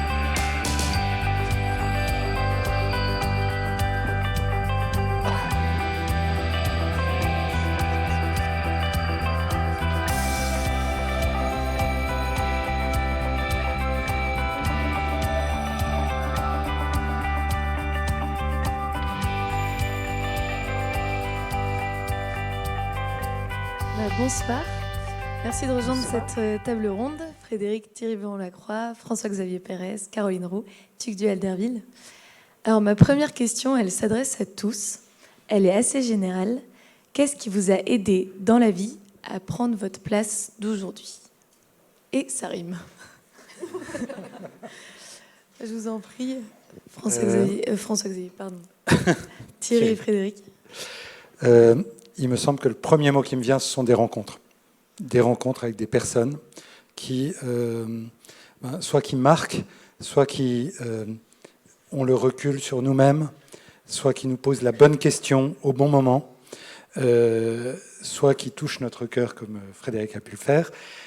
C'est d'abord ces rencontres-là, il me semble. Et puis ensuite, il y a d'autres moments où c'est le temps qu'on prend pour décider de quelque chose, où la volonté personnelle intervient parce qu'elle a été éclairée par la connaissance de soi, parce que les autres nous renvoient, par les questions qui nous sont amenées. Je dirais que c'est les deux facteurs de mon côté qui ont le plus permis des avancées. Alors moi, je suis très touchée quand on a choisi en équipe le thème de cette Université de la vie, quel sens à la vie, parce que ce qui m'a poussée à Alliance Vita, c'est quel sens à ta vie, pourquoi la vie. Voilà, j'ai été très travaillée par cela, et ce qui m'a permis de faire un grand saut. Et puis peut-être ce qui aujourd'hui m'aide à prendre ma place, c'est d'avoir... D'abord, je ne me serais jamais imaginée à cette place. Donc je la découvre au fur et à mesure. Mais c'est une succession en effet, d'appels, d'audace aussi. Je me rappelle les premières fois où je me suis engagée dans nos services d'écoute, puisqu'on les a développés il y a déjà 20 ans. J'y allais sur la pointe des pieds. Je me suis dit, moi, je ne suis pas du tout faite pour être une écoutante. Voilà, enfin, en tout cas, c'était dans ma tête. Et finalement, poussée à le faire et après m'être formée, ça s'est révélé comme étant un de mes appels profonds. Donc, moi, je me suis laissée, surprendre, en fait, par ma vie. Chacun son tour. J'ai fait l'exercice des carrefours là tout à l'heure et c'est quand même pour moi des visages. Et je ne vais pas tous les détailler, mais un petit garçon porteur de handicap, là vraiment, il m'a montré ma place. Et puis ma femme, qui vraiment m'a positionné et continue de le faire. Je pense à ma juste place. C'est vraiment deux exemples parmi les quelques autres carrefours.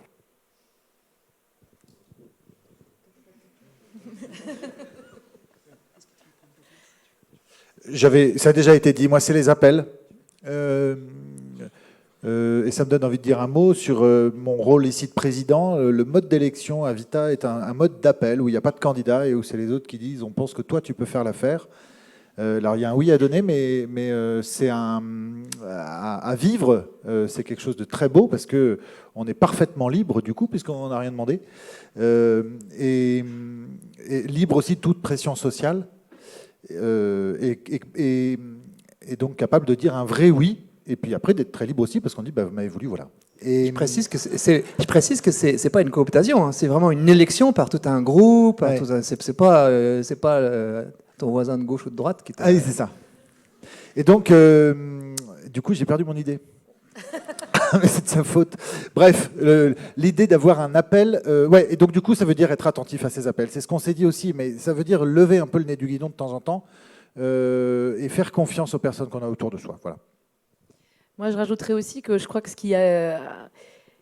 un appel qui est venu et revenu en voyant les fragilités qui étaient autour de moi. C'est-à-dire, entre autres, là, ce qui nous tient avec Thierry et qui a été notre appel à tous les deux, c'est la question du couple, mais la fragilité des relations qu'on voyait autour de nous, etc. Je pense que ça a été vraiment...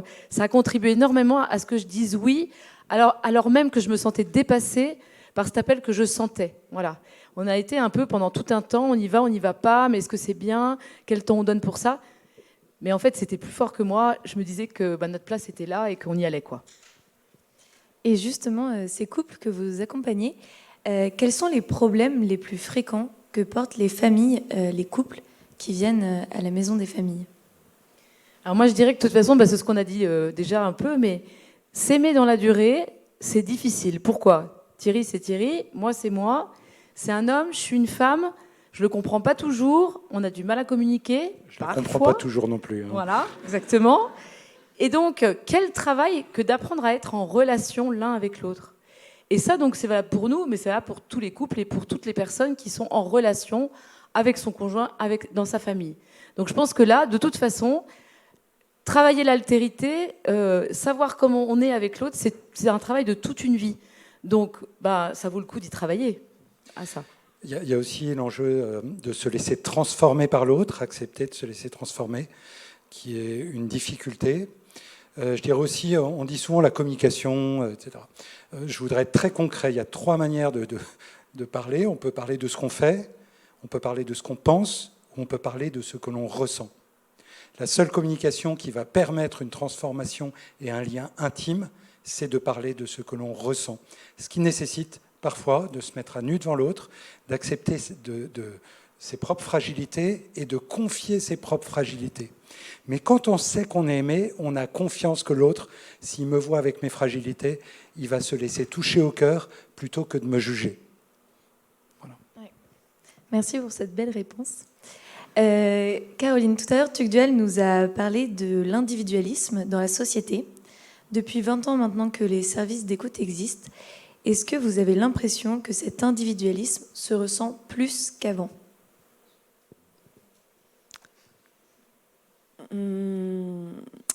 Je crois que, et on en parlait encore il y a quelques jours, qu'il y a une forme, je ne sais pas si c'est de l'individualisme, mais si, ça doit l'être. C'est-à-dire que, par exemple, une famille, ils ont 2, 3 enfants, un 4e s'annonce, l'homme dit « Ah non, on ne le garde pas ». La femme dit « Ouais, quand même, bon ». Et l'homme dit « Bon, si c'est comme ça, je pars ». Et c'est une espèce de non-sensibilité, d'être capable de partir, alors peut-être qu'il ne le fera pas, mais quand même déjà de le dire, c'est hyper violent. Et puis il y a aussi toutes ces jeunes qui arrivent et qui disent je suis enceinte, mais je ne sais pas de qui c'est, parce qu'elles ont un peu trop bu, les soirées arrosées, etc. Je ne sais pas si c'est de l'ordre de l'individualisme, mais c'est de l'ordre de la non-responsabilité. Et ça, je trouve que ça, il y en a plus qu'avant, en fait. Et sur des sujets aussi si intimes, si profonds, qui engagent vraiment les autres personnes et son entourage, des personnes qui sont capables de dire on arrête tout, on s'en va, je te laisse tomber. Ça a toujours existé, mais je trouve que c'est plus fréquent et dans des relations qui auraient dû être tenir plus longtemps. Et alors, est-ce que vous pensez qu'il y a moins de solidarité dans les familles ? Moi, je crois qu'il y a pas mal de solidarité dans les familles. Non, au contraire. Alors peut-être que celle qui est la plus difficile, c'est la solidarité entre générations, je dirais, les plus jeunes et les plus âgés. Là où il peut y avoir vraiment des dysfonctionnements. Mais de manière générale, la valeur famille est forte. Et puis quand ça va plus, on se réfugie dans sa famille. Et c'est toujours valable pour aujourd'hui. Et je crois que ça le sera toujours. C'est un lien extrêmement fort. Je pense que c'est les solidarités beaucoup horizontales qui ont perdu par rapport à des pays africains, par exemple. C'est-à-dire les solidarités entre frères et sœurs, entre cousins et plus loin, se sont beaucoup dissoutes. Et je me souviens d'un ami du Maghreb qui me disait « La famille que tu défends, elle est desséchée, ta petite famille nucléaire ». Parce qu'il n'y a plus ces solidarités qui, face à la misère, au chômage, aux problèmes de logement, d'emploi, venaient quand même compenser, avec des contraintes aussi parfois. Mais du coup, celles-là, elles sont quand même très, très appauvries dans notre société, je crois. Maintenant, une question pour vous, François-Xavier. On a parfois l'impression, notamment chez les jeunes, d'entendre 2 injonctions contradictoires. D'un côté, mobilise-toi, donne de ton temps, on a besoin de toi. Et de l'autre, tu en fais trop, lève le pied. Comment trouver alors un bon équilibre entre la nécessité de ralentir et celle de se mobiliser ? Alors d'abord, je crois que c'est une injonction paradoxale qu'on n'a pas que chez les jeunes. On est tous un peu au même stade, à chercher à faire tout ce qu'on aimerait faire, à embrasser plein de choses, à tout embrasser, et en même temps à devoir pas trop en faire, parce que sinon on explose en vol. Je dirais que chez les jeunes, et ça me fait bizarre de dire chez les jeunes, parce que je m'estimais pas si loin que ça, mais en fait ça me fait passer un cap. Chez les jeunes, il y a quand même une énergie particulière, un emploi du temps particulier. Tous les 6 mois, on est à un endroit différent, etc. Il y a comme une forme de frénésie. Donc, je n'ai pas de conseils à donner en disant celui-là, il faudrait qu'il freine, celui-là, il faudrait qu'il accélère. C'est chacun qui est juge de sa propre vie, évidemment. Je dirais 2 choses. La première, de prendre conseil, on l'a beaucoup dit, mais vraiment de se tourner vers des personnes qu'on aime, en qui on a confiance, qui pourront nous le dire, et ses parents, ses proches, sa famille, puis des amis spéciaux, dont on sait qu'ils sont de bons conseils. Bien. Et la deuxième chose, l'enjeu, je pense, à ne pas rater, c'est de ne pas être superficiel, en fait. C'est un âge spécial où on peut faire plein de choses, vivre des aventures extraordinaires. qu'on ne pourra pas forcément vivre plus tard, ou pas de la même manière. Donc il ne faut pas rater cet âge-là. Et une manière de le rater, je crois, c'est d'être superficiel, de ne pas chercher à faire des choses en profondeur, qui nous correspondent vraiment, qui sont vraiment nous. Alors parfois, ça peut être, cette superficialité, ça peut passer par en faire trop, mais pas que. On peut faire qu'un seul truc et être complètement superficiel, si vous voyez ce que je veux dire. Voilà ce que je peux dire sur ce sujet. Merci. Et toujours sur ces jeunes, maintenant par rapport à la famille, vous avez dit que les places dans la famille évoluent, Thierry et Frédéric. Est-ce que vous pensez qu'un jeune entre 18 et 25 ans a une place spécifique dans la famille ? Peut-être une image qu'on peut utiliser, c'est la famille, vous savez, ces mobiles qu'on met au-dessus des lits des enfants avec une ficelle, une baguette, puis encore des ficelles et plein de personnages. Et il suffit de toucher à un personnage, de changer sa place pour que tout prenne un nouvel équilibre. Voilà. On l'a vu, le couple qui témoigne. Un enfant arrive et ils perdent l'équilibre du couple. Et les fils commencent à s'en mêler. Et parce qu'ils se sont fait accompagner, ils ont eu cette humilité, ils ont retrouvé, chacun a trouvé sa place. Je pense qu'au moment du passage, la post-adolescence vers l'âge adulte, il y a aussi des places qui changent. Et le jeune change de place dans cet équilibre, ce qui fait que tout le monde doit retrouver une autre place. Je pense en particulier aux parents qui découvrent qu'en face d'eux, ils n'ont plus nécessairement que leur enfant, ils ont un adulte avec qui ils vont pouvoir tenir un échange de type d'adulte à adulte, ce qui modifie, tout en restant leur enfant, mais ce qui modifie quand même. Donc, ce n'est pas seulement le jeune qui doit trouver sa place, c'est aussi les parents, tout le monde qui doit retrouver une place un petit peu différente. Merci. François-Xavier, vous avez parlé du fatalisme, du « à quoi bon ». J'entends aussi autour de moi beaucoup de personnes dire « à quoi bon, un de plus, un de moins, ça ne changera rien ». Notamment dans des combats où c'est toute la société, on a l'impression qu'une personne sur 66 millions, ça ne changera rien. Qu'avez-vous envie de leur dire ? Alors ça concerne plutôt les jeunes en particulier. Oui aussi. Parce que si ça concerne les jeunes en particulier, c'est spécialement désolant. Parce que quand on a 20 ans et autour, c'est vraiment l'âge où on ne peut pas se permettre le à quoi bon, quoi. Parce que si celui qui a 20 ans n'a pas les yeux qui brillent pour changer le monde, c'est foutu. Je ne dis pas qu'on n'a pas les yeux qui brillent plus tard ou avant, mais en tout cas, il y a un enjeu très très fort au niveau de la jeunesse où on n'a pas 15 choix. Soit on prend un chemin exigeant et à ce moment-là c'est l'aventure, soit on prend un chemin médiocre, quoi. Et donc ça vaut le coup que nos jeunes, que les jeunes aient vraiment envie de changer le monde, en particulier dans les sujets qui nous concernent ici. Parce que je vous garantis que nos adversaires ont des jeunes et puis qu'ils ont envie de changer le monde aussi, et pas dans le sens qu'on voudrait. Donc il faut vraiment se mobiliser et se réjouir d'être attendu par le monde, quoi.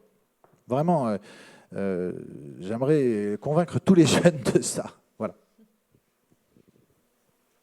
Alors, pour s'engager et avoir envie de changer le monde, Tuc Duhal, quel est selon vous le moteur premier qui anime ceux qui s'engagent et par exemple au sein d'Alliance Vita ?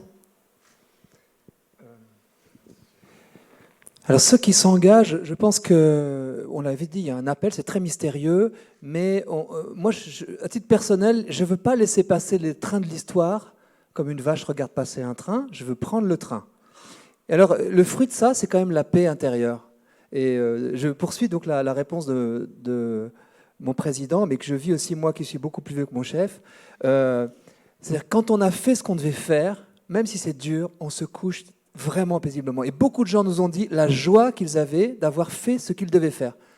Le fruit, la récolte, d'autres récolteront ce qui peut-être a été semé. Voilà. Après, je regarde l'histoire et je vois que l'histoire s'est faite par les minorités créatives et actives, par des gens qui ne se sont pas laissés entraîner par la pensée dominante quand elle était totalitaire, qui ont dit non, seuls contre tous, qui ont pu pousser parfois un cri en disant « je suis innocent de cette injustice-là ».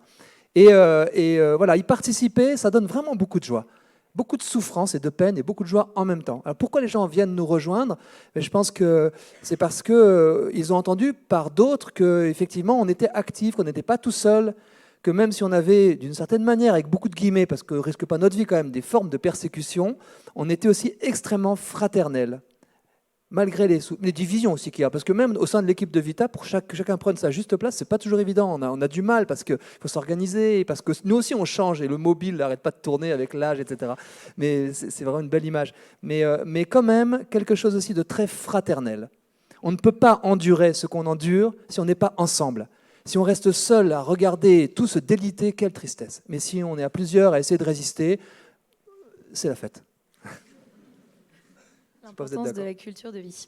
Puis je pense que ce qui est planté dans notre cœur aussi, c'est une aspiration à faire émerger la vérité. Avec la charité, toujours reliée. Mais pour moi, quand un couple vient en entretien faire un travail conjugal, il vient dire, bah voilà, c'est dur pour moi, j'ai plein de fragilités, mais on a envie de faire quelque chose de beau de notre vie et on a besoin d'affronter en fait le réel qu'on vit.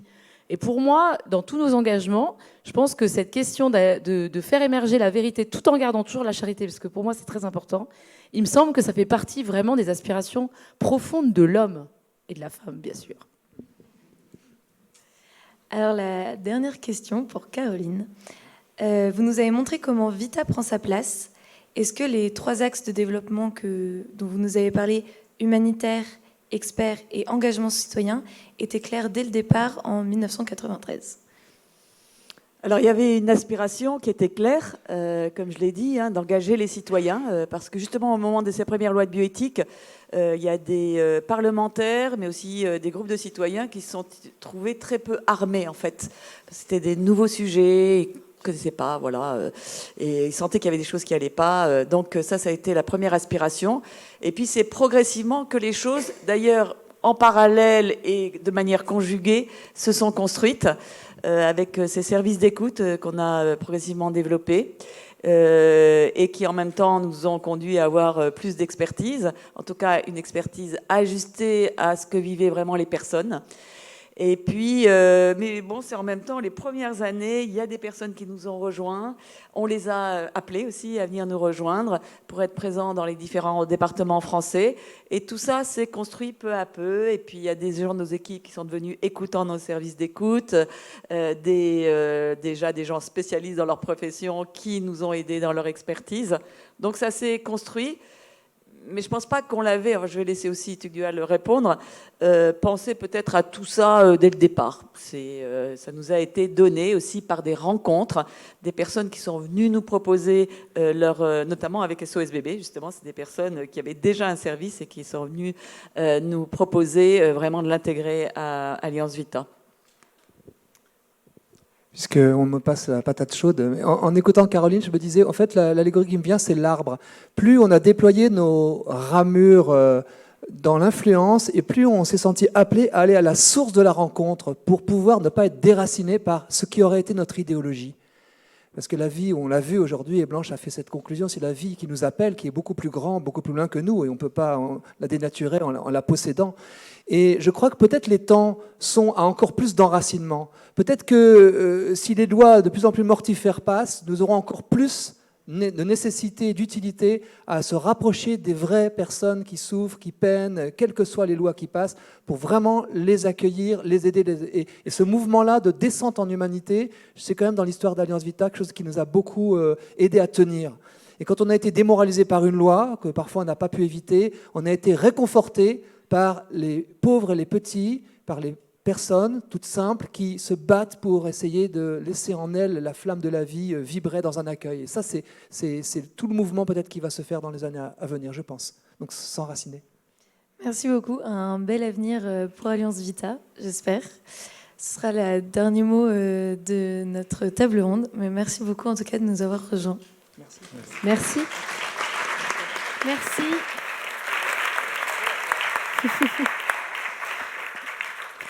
Merci à chacun d'entre vous pour cette table ronde. Merci Jeanne de l'avoir animée. Je vous dis au revoir et à l'année prochaine pour notre prochaine Université de la vie. Voilà, bonne continuation.